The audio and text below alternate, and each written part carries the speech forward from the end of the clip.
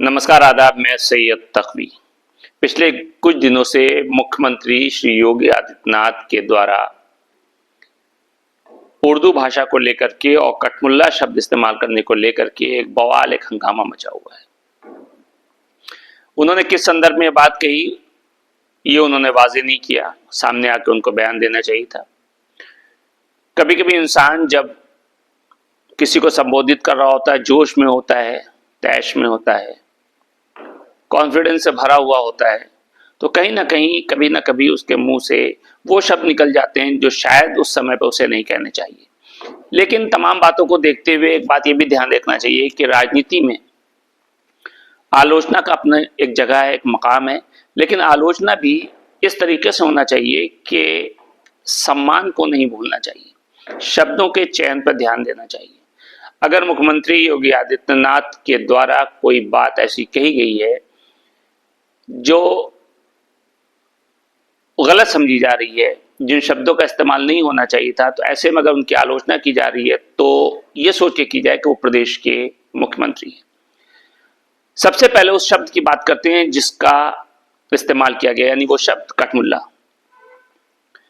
देखिए, बहुत ऐसे शब्द होते हैं जिन शब्दों का मतलब, अभिप्राय गलत नहीं होता है, गाली नहीं होता है, लेकिन चूंकि समाज में उन शब्दों का प्रयोग सही ढंग से नहीं किया जा रहा है, इसलिए उसको इस्तेमाल नहीं किया जाता है।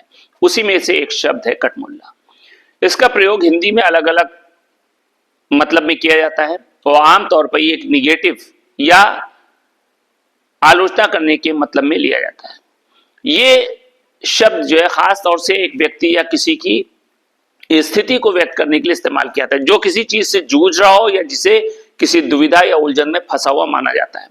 इस शब्द का अर्थ और इसका इस्तेमाल अलग अलग पॉइंट ऑफ व्यू से किया जा सकता है। कठमुल्ला शब्द का अगर हम शाब्दिक अर्थ देखें तो कठिन या जिद्दी व्यक्ति। यह शब्द एक व्यक्ति के बिहेवियर या उसकी मेंटल पोजीशन को डिस्क्राइब करता है, जो किसी खास सोच या विचारधारा पर अडिग रहता है। यानी अगर कोई इंसान एक सोच के ऊपर अडिग है तो कहा जाता है कि ये कठमुल्ला। यानी कि अभिप्राय ये होता है कि वो कट्टर है, यानी वो किसी और बात को सुनने को तैयार नहीं है, वो सिर्फ एक बात पे ही अटल है, वो एक बात पे ही आगे बढ़ने की कोशिश कर रहा है, भले ही वो बात गलत हो। जब कोई व्यक्ति किसी मुद्दे या विचारधारा पर जिद करता है, उसे बदलने की कोशिशें सब बेकार हो जाती है, तो उसको कठमुल्ला कहा जाता है। मिसाल के तौर पर अगर कोई व्यक्ति लगातार एक ही रास्ते पर चल रहा है और किसी भी समझौते या किसी भी बदलाव को एक्सेप्ट नहीं कर रहा है, तो लोग उसको कहते हैं ये कठमुल्ला है। या दूसरे शब्दों में कहें कि आपने सुना होगा कभी कभी कोई किसी पोस्ट पर बैठ के काम करता है तो आदमी कहता है भाई ये तो काठ का उल्लू बैठा हुआ है। तो काठ का उल्लू का मतलब क्या है? यानी जो कोई फैसला नहीं ले पा रहा है, जो सिर्फ एक जगह पर बैठा हुआ है, जो उससे बोल दिया जा रहा है वो कर रहा है, तो उसी संदर्भ में कहीं ना कहीं कठमुल्ला शब्द को भी लिया जाता है। अगर इसका उपयोग देखा जाए तो समाज के ऐसे व्यक्तियों या समूहों के लिए किया जाता है जो किसी खास विचारधारा या परंपरा में जकड़े होते हैं, जिनकी अपनी कोई सोच नहीं होती है, जिनके दिमाग पर किसी दूसरे का कब्जा होता है और न किसी नई सोच को वो एक्सेप्ट कर पाते हैं और ना ही किसी के राय को वो मानने की कोशिश करते हैं। आलोचना और व्यंग दो अलग अलग शब्द हैं। इन शब्द का इस्तेमाल ज्यादातर, जो कठमुल्ला शब्द है, इसका इस्तेमाल आलोचना के लिए भी होता है और व्यंग के लिए भी होता है। जब कोई इंसान किसी विचार या किसी डिसीजन पर ज्यादा जिद दिखाता है तो उसको कठमुल्ला कहा जाता है। यह शब्द उस व्यक्ति की बुरी आदत को डिस्क्राइब करने के लिए इस्तेमाल किया जाता है। भारत जैसे देश में जहां विविधता है, जहां अलग अलग संस्कृति है, अलग अलग धर्म है, अलग अलग विचारधाराएं, इन सब का एक मेलजोल है, वहां इस तरह के शब्द कठमुल्ला का इस्तेमाल किया जाता है और कहीं ना कहीं ये उन लोगों के लिए किया जाता है जो समाज में किसी निश्चित विचारधारा को प्रबल करने का प्रयास करते हैं। ये ऐसे लोग हो सकते हैं जो किसी परंपरा को, किसी धर्म को, किसी विचारधारा को बेहद सख्ती के साथ मानते हैं और कोई दूसरे पॉइंट ऑफ व्यू को एक्सेप्ट नहीं करते। ऐसे अक्सर सामूहिक ताने बाने में बदलाव के खिलाफ होते हैं और तर्क की बजाय अपनी मान्यता के ऊपर अडिग रहते हैं। कठमुल्ला व्यक्ति अपनी राय या विचारों पर दृढ़ रहता है, उसे बदलने में बहुत उसको दिक्कत महसूस होती है। वो हमेशा निगेटिव पॉइंट ऑफ व्यू से किसी भी चीज या किसी भी विचार को देखता है और दूसरे के थॉट्स को, दूसरे के व्यूज को हमेशा नकार देता है। जिसको कठमुल्ला कहा जाता है या जिस संदर्भ में इस शब्द का इस्तेमाल होता है, वो व्यक्ति समझौता करने के बजाय अपनी बात पर जोर देता है। यानी ये अगर देखा जाए तो कठमुल्ला शब्द का इस्तेमाल एक व्यक्ति की जिद, अकड़ और अपने विचारों पर अडिग रहने की स्थिति को बयान करने के लिए किया जाता है। हालांकि ये शब्द निगेटिव सेंस में हमेशा इस्तेमाल किया जाता है, कभी भी इसको सकारात्मक या पॉजिटिव सेंस में नहीं लिया जाता है। लेकिन कभी कभी किसी एक विशेष संदर्भ में ये एक व्यक्ति की स्थिरता और दृढ़ता को भी बताता है। समाज में किसी भी व्यक्ति या समूह के विचारों को खुले दिल से समझने और स्वीकार करने की आवश्यकता होती है, ताकि हम एक प्रगतिशील समाज की दिशा में आगे बढ़ सकें। अब समझने की कोशिश करते हैं कि कठमुल्ला शब्द हिंदी में एक उर्दू शब्द से आया, जो एक व्यक्ति के मेंटल या बिहेवियरल पोजीशन को डिस्क्राइब करता है। यह खास तौर से किसी इंसान के बेहद कठोर, जिद्दी, अड़ियल जो स्वभाव है उसको दिखाने के लिए इस्तेमाल किया जाता है। अब सवाल यह है कि मुख्यमंत्री ने जो बात कही, वो कठमुल्ला शब्द जो इस्तेमाल किया, वो एक्चुअली जिस दिशा में इस्तेमाल किया वो गलत था।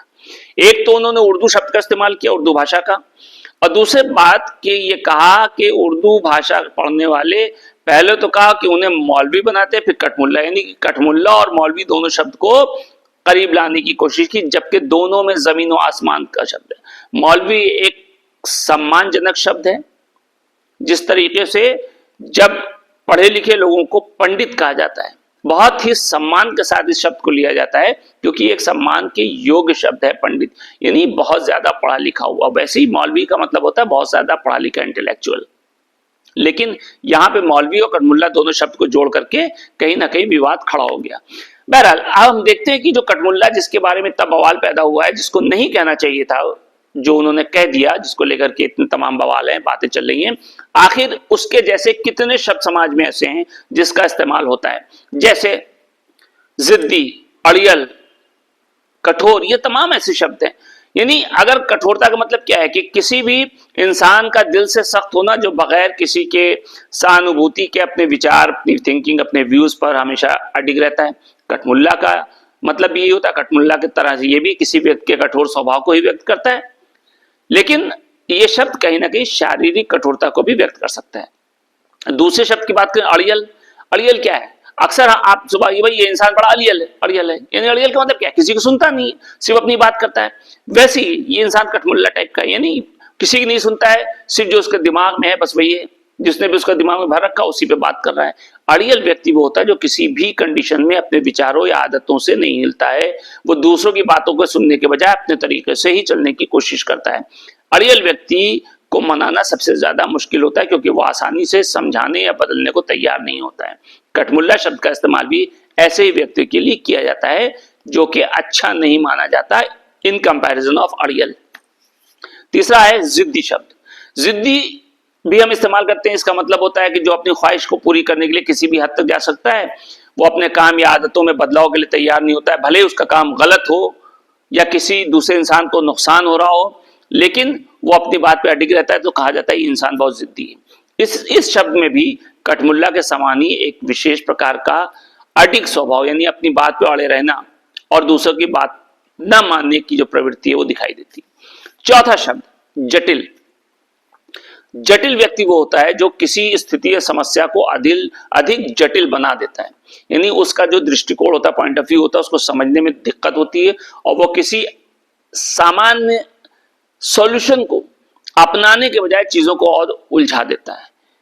कठमुल्ला शब्द में भी इस तरह का पॉइंट ऑफ व्यू देखा जा सकता है, जब कोई इंसान अपनी जिद के कारण किसी नॉर्मल पोजीशन को और ज्यादा मुश्किल बना देता है।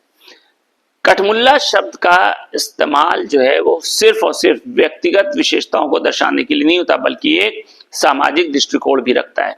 यानी कठमुल्ला व्यक्ति समाज में असहयोग, विवाद, अव्यवस्था पैदा कर सकता है, क्योंकि वो अपने विचारों आदतों को बदलने के लिए तैयार नहीं होता। इस तरह के लोग अपने समुदाय या परिवार में कभी मतभेद और तनाव का कारण बन सकते हैं। कठमुल्ला शब्द का अर्थ केवल एक व्यक्ति के कठोर स्वभाव को नहीं दर्शाता, बल्कि वो हमारे जो सोशल यानी सामाजिक और जो मेंटल पॉइंट ऑफ व्यू है उसको भी कहीं ना कहीं एक्सप्रेस करता है, जो बदलाव के लिए लचीला नहीं होता।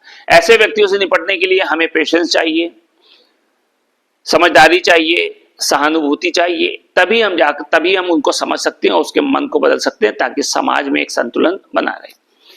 अब देखिए, जिस तरीके से कठमुल्ला शब्द जब कहा जाता है तो एक विशेष संप्रदाय के दिल में ये बात आती है और उसकी तरफ इशारा होता है। यानी एकदम खुले शब्दों में कहूं कि जब कठमुल्ला शब्द का इस्तेमाल होता है तो कहीं ना कहीं मुस्लिम समुदाय की तरफ इशारा होता है, क्योंकि इसमें लफ्ज मुल्ला लगा हुआ है, शब्द इसमें कठमुल्ला में एक शब्द मुल्ला लगा हुआ है, इसलिए कहीं ना कहीं सबका इशारा मुस्लिम समुदाय की तरफ होता है कि कहीं ना कहीं मुस्लिम समुदाय का रहा है। लेकिन आप देखिए, एक शब्द और है जिसका इस्तेमाल होता है, वो है पोंगा पंडित। अब पोंगा अलग है, पंडित अलग है। जबकि पंडित किसको कहते हैं? बहुत ज्यादा पढ़े लिखे व्यक्ति को कहते हैं, जिसका सम्मान किया जाता है, और ये शब्द बहुत सम्मानित शब्द है। लेकिन पोंगा मिलाकर के हम इसको पोंगा पंडित बना दिया और समाज में ये कहीं ना कहीं फसाद पैदा करने का काम करने लगा। इसी तरीके से हिंदी भाषा में अन्य तरीके के व्यक्तित्व और विशेषताओं को बताने के लिए अलग अलग शब्द इस्तेमाल किए जाते हैं। किसी व्यक्ति का अड़ियल है, जिद्दी और ज्ञान को बिना समझे बूझे बिखेरने वाली आदतों को बताता है। इन शब्दों पे अगर चर्चा करें तो बहुत सारे वर्ड निकल के सामने आते हैं, जिसपे हमको इस बात की समझने की जरूरत है कि आखिर कठमुल्ला, पोंगा पंडित, जिद्दी, अड़ियल, तमाम चीजों को समाज में किस दृष्टि से देखा जाता है। अब अगर हम कठमुल्ला शब्द की बात करें तो वो व्यक्ति होता है जो जिद, सेल्फिशनेस और विचारों में इतना ज्यादा कठोर होता है, अंधा होता है कि वो किसी और की बात मानने को तैयार नहीं होता है। जो उसका पॉइंट ऑफ व्यू होता है वही वो एक्सप्रेस करता है और चाहता है सब उसको माने, और वो सोचता है कि वही बात उसकी सही है। यानी मिसाल के तौर पर अगर कोई इंसान किसी काम को गलत तरीके से कर रहा है और फिर भी सही करने के सुझाव को वो नहीं मानता है, तो हम कहते हैं ये इंसान कठमुल्ला है।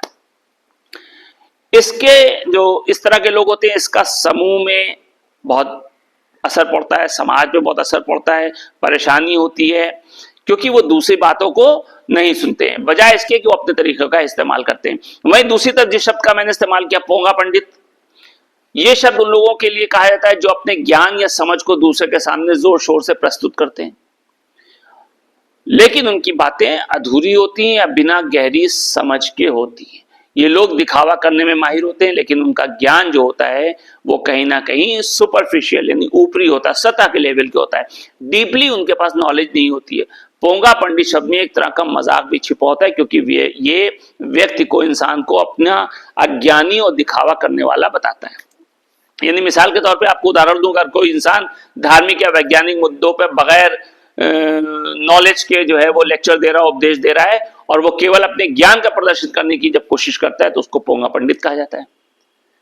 अब इस पोंगा पंडित जो शब्द है, इसकी उपस्थिति समाज में कहीं ना कहीं कंफ्यूजन पैदा करती है, क्योंकि वो लोगों को गुमराह कर सकते हैं और गलत जानकारी दे सकते हैं। इसके कारण लोगों का सही मार्गदर्शन नहीं हो पाता और समाज में गलतफहमी पैदा होती है, जबकि इस शब्द का पंडित से कोई लेना देना नहीं, क्योंकि पंडित एक बहुत ही सम्मानजनक शब्द भी है, और जो पंडित होता है बहुत बड़ा ज्ञानी होता है और समाज में उसकी काफी अहमियत होती है।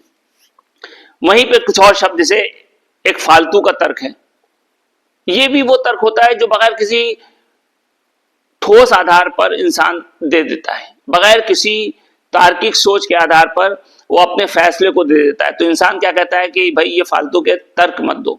यानी कभी कभी लोग किसी बात पर बेवजह बहस करने लगते हैं और बिना इस बात को समझे कि उनकी जो बहस में जो वो तर्क दे रहे हैं, जो दलील दे रहे हैं, वो किसी भी समस्या को सॉल्व नहीं कर रहा है, बल्कि वक्त बर्बाद हो रहा है। तो ऐसे व्यक्ति को कहा जाता है कि भाई ये फालतू के तर्क दे रहा है, यानी फालतू वक्त बर्बाद कर रहा है। इससे केवल मानसिक उलझन पैदा होती है और कोई भी पॉजिटिव रिजल्ट निकल के सामने नहीं आता है। तीसरा, बेवकूफ शब्द, वो भी बहुत ज्यादा इस्तेमाल होता है। वो बेवकूफ उस इंसान को कहा जाता है जो कोई किसी भी काम या किसी फैसले में समझदारी या सूझबूझ से काम नहीं करता है और फौरन वो डिसीजन ले लेता है, चाहे वो बेवकूफी भरा हो। ये भी शब्द हमेशा निगेटिव सेंस में आता है। अगर कोई व्यक्ति लगातार गलत फैसले लेता है और नासमझी से काम करता है तो क्या कहा जाता है कि वो इंसान बेवकूफ है। इसका असर भी समाज में बहुत बुरा पड़ता है, लोगों में कंफ्यूजन होता है, गलत डिसीजन ले लिया जाता है और इससे समाज के ऊपर बुरा प्रभाव पड़ता है। एक शब्द और है, ढोंगी। अब देखिए, ये सब शब्द गालियां नहीं है, लेकिन ये सब शब्द निगेटिव है, नकारात्मक शब्द है, और नकारात्मक शब्द जो है वो हमेशा समाज में परेशानी का सबब बनते हैं। ढोंगी वो व्यक्ति होता है जो अपने वास्तविक व्यक्ति नहीं, कि जो ओरिजिनल उसकी पर्सनालिटी होती है, ओरिजिनल व्यूज जो होती है, उसको छिपा करके किसी और चीज को सामने पेश करने की कोशिश करता है, और यही दिखावा समाज के सामने में करता है कि वो बहुत काबिल है। ये शब्द कहीं ना कहीं धार्मिक, सामाजिक और राजनीतिक सभी संदर्भों में इस्तेमाल होता है कि जब कोई इंसान अपनी नीयत को छिपाने के लिए झूठा चेहरा दिखाता है। और अगर कोई व्यक्ति धार्मिक धर्मकांड करता है तो उसका व्यक्तित्व पूरी तरीके से इसके विपरीत होता है। इसका भी समाज के ऊपर बहुत असर पड़ता है और इससे भी असंतोष पैदा होता है। यानी इन शब्दों का इस्तेमाल न केवल एक व्यक्ति की आलोचना करने के लिए होता है, ये तमाम शब्द जो भी हमने आपके सामने लिए, बल्कि समाज में उन व्यक्तित्व विशेषताओं की तरफ इशारा करता है जो अन्य लोगों के लिए परेशानी या अव्यवस्था का कारण बन सकती है। इसलिए हमें चाहिए कि इन शब्दों का इस्तेमाल बहुत ही होशियारी के साथ, समझदारी के साथ करें, ताकि किसी को अनावश्यक रूप से अपमानित या नीचा महसूस न हो। मुख्यमंत्री योगी आदित्यनाथ ने जो बयान दिया, अगर वो आलोचना के लायक है, अगर वो निंदा के लायक है, तो निंदा भी कीजिए, आलोचना भी कीजिए, लेकिन इस बात का ध्यान रखिए कि बहस में हमेशा सम्मानजनक शब्दों का इस्तेमाल करें, किसी को नीचा दिखाने की कोशिश न करें, क्योंकि गलतियां इंसान से ही होती हैं। नमस्कार।